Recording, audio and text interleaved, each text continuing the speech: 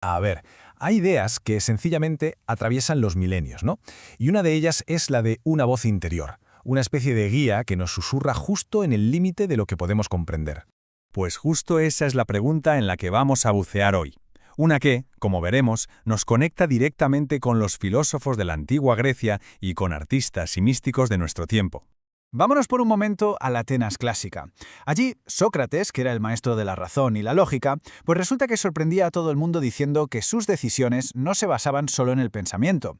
Él afirmaba tener una señal divina, una voz misteriosa que aparecía en los momentos clave. Y ahora, ¡pum!, damos un salto hasta hoy. En el mundo del flamenco, por ejemplo, se habla de tener duende, y eso no es técnica, no es ensayo, es una fuerza visceral que te posee. O sea, en el fondo es la misma idea, una conciencia que parece salir de una fuente totalmente inexplicable. Vale, vamos con el primer punto en común, que para mí es el más fascinante de todos. Cómo estas dos fuerzas operan completamente al margen de la lógica convencional. Fijaos qué potente es esto. Para Sócrates, su daimonion no era una conclusión a la que llegaba después de darle 1000 vueltas a algo, no, ¿qué va? Era un saber instantáneo, casi un instinto, que llegaba mucho antes de que su mente racional pudiera siquiera empezar a analizarlo todo.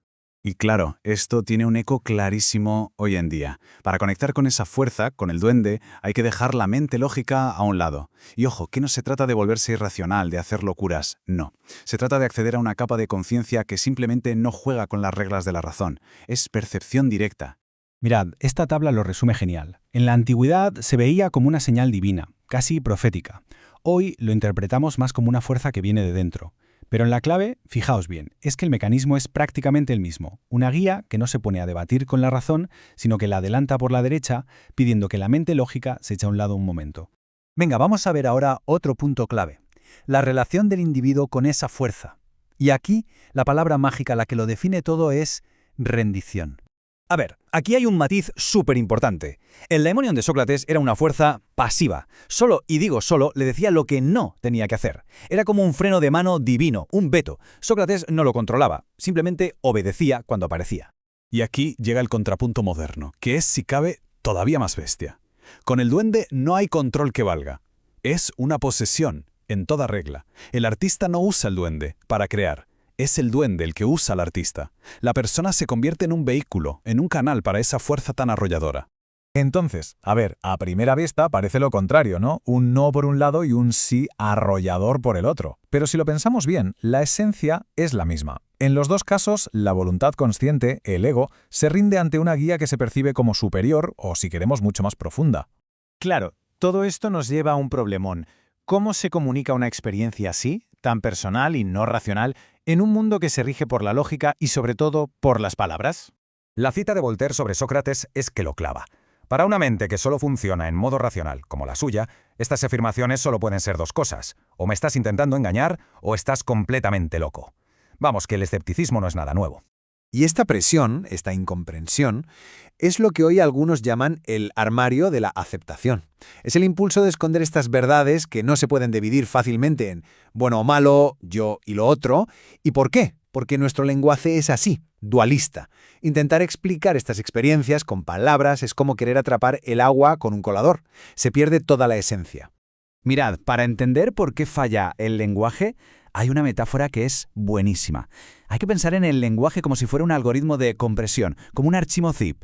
Coge una experiencia enorme, infinita, y la aplasta hasta convertirla en una palabra, finita y limitada. Vamos a imaginarlo, que es muy gráfico.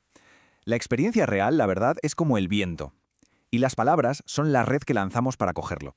¿Qué pasa? Pues que la red, claro, no puede atrapar el viento. Lo único que hace la red es definir los agujeros por donde el viento, o sea, la verdad, se escapa. Lo que se queda atrapado en las palabras no es la esencia real. ¿Vale? Entonces, si juntamos todo esto, lo antiguo y lo moderno, ¿a dónde nos lleva? Pues parece que nos señala hacia una misma cosa, la existencia de una conciencia central, una especie de observador interior. Para que se entienda bien, podemos usar una idea muy actual, la del avatar. Nuestro avatar es esto, nuestro cuerpo, nuestra mente, nuestros pensamientos, con lo que nos movemos por el mundo. Pues bien, tanto el daimonion como el duende nos sugieren que hay algo más, un observador que está detrás de ese avatar. Y con esto llegamos a una definición muy práctica de lo que es el daimon hoy en día. Ojo, no es una voz más de las que tenemos en la cabeza, ¿eh? No, es la conciencia que se da cuenta de todas esas voces. Es la capacidad de dar un paso atrás y simplemente observar cómo funciona nuestra propia mente sin engancharnos a ella. Y aquí, en el fondo, está la gran conclusión. Da igual si lo llamas daimonion, como Sócrates, o duende, como Lorca. En el fondo la experiencia es la misma. El ser humano, a lo largo de toda su historia, ha sido capaz de conectar con una capa de conciencia que va mucho más allá del ego y de la mente racional. Y bueno, para terminar, vamos a dejar una pregunta en el aire. En nuestro mundo de hoy, que está tan obsesionado con lo medible, con los datos, con la lógica pura y dura, ¿qué espacio le estamos dejando a esta otra forma de conocimiento? ¿Qué sabiduría nos estamos perdiendo por el simple hecho de que no encaja en nuestras hojas de cálculo?